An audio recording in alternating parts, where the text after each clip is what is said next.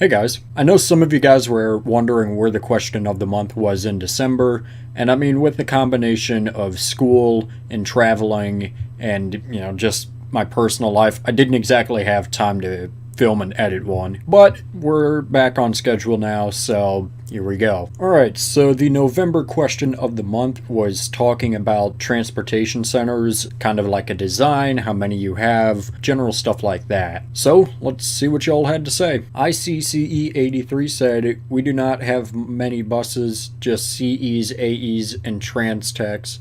So we have one garage and all the buses park in the garage except for two." JK Productions said, "There are 4 school bus contractors on Maui that each operates one transportation center: Roberts Hawaii School Bus, Akina Bus Service, Maui Economic Opportunity Inc., and Ground Transport Inc.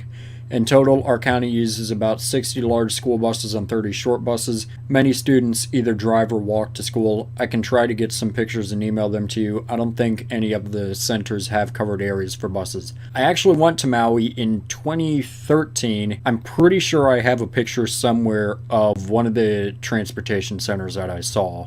Alright, so I found the picture. This is a little picture of the lot, but it's not a very good picture. So I spent about 20 minutes looking for the street view version of the lot, and I found it. As you can see, buses parked over there, and when I was there, if you look, this is 2011, so when I was there, the buses were over here, and there were also some parked back over here, and it seems that they also had some buses parked over here. There's also a bus way over there. You see, we had gone ziplining that day, and as we were coming out, my dad pulled over right over here to get directions back to the hotel, and I was so excited because it was a full lot, because it's in the middle of the summer and there were no buses out. Looks like one of the buses broke down over there. That's what it was. Anyways, back to the actual comments. Bus driver 434 said, "I only know we have 2 centers and I do not know anything else, but our contractor is H&L Bloom." Adam said, "We have 3, only one with a maintenance building. One is our old garage, and then the other lot with only about 20 buses or so." Joshua said, "This is my first year riding First Student, so I don't know what transportation centers they have. I'm not going to get into that." And then he also proceeded to say that his old district in Philadelphia had 3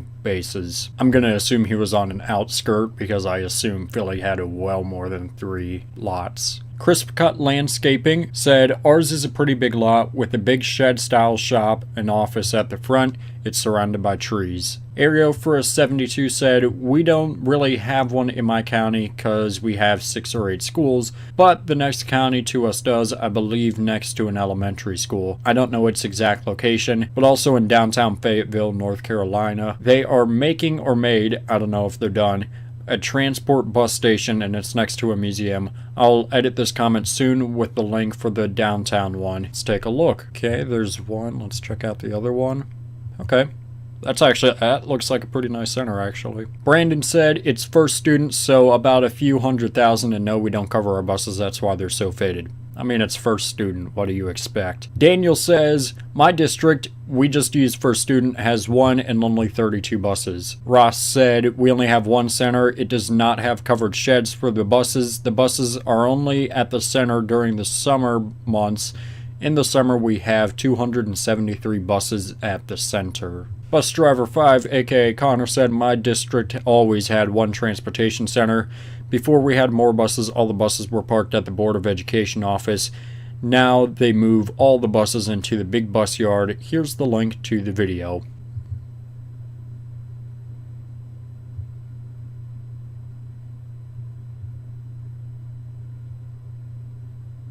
Alright, there we go.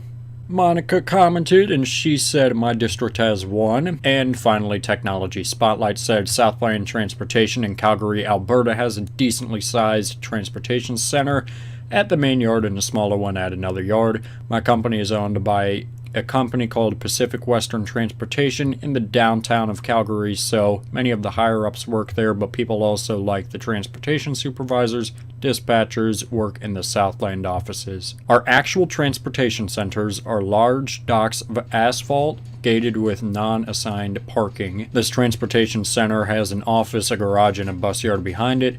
This yard has 2 garage bays, 1 to 2 buses can fit in the bays. This yard is fully gated and secure during the night, holiday, and weekends. since there is a transportation center, it is guarded. Most of the other yards are gated 24/7, but they don't have guards at the yard. Let's take a look at it. This is a small little decent sized lot.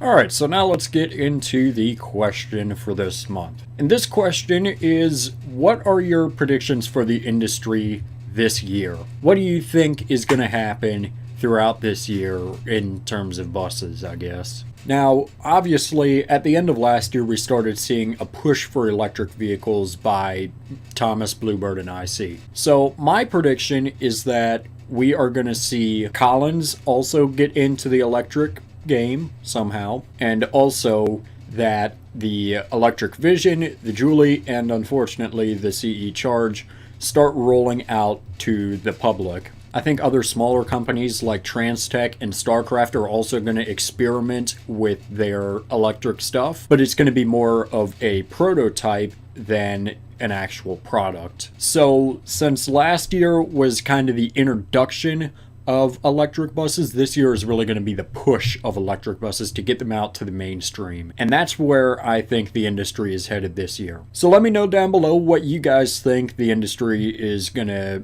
do this year. I'm interested to hear what you guys think. And as always, next month I will read out all the comments on the video and go from there. So yeah guys, that is pretty much it. Thank you so much for watching. Make sure you subscribe, or right down here it's magical right a button that says you are now subscribed to Safety Liner C2. Make sure you comment up here, down here, over here, or over here. I don't know where they put it, down in care they put it. Make sure you also give this video a thumbs up, or the industry is going to die this year. And make sure you also share this video with a friend. Show it to your mom, show it to your dad, show it to a guy on a random street. I don't care, don't get raped. So yeah guys, that is pretty much it, and thanks for watching.